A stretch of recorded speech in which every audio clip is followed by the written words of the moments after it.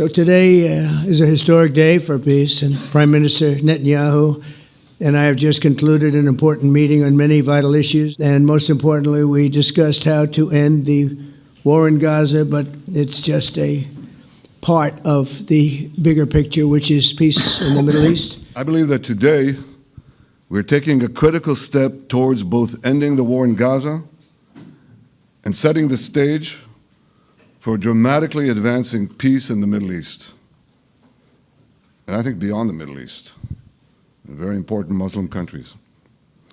I support your plan to end the war in Gaza, which achieves our war aims.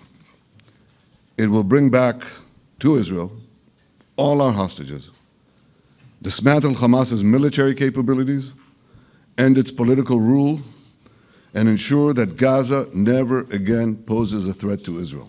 Thank you.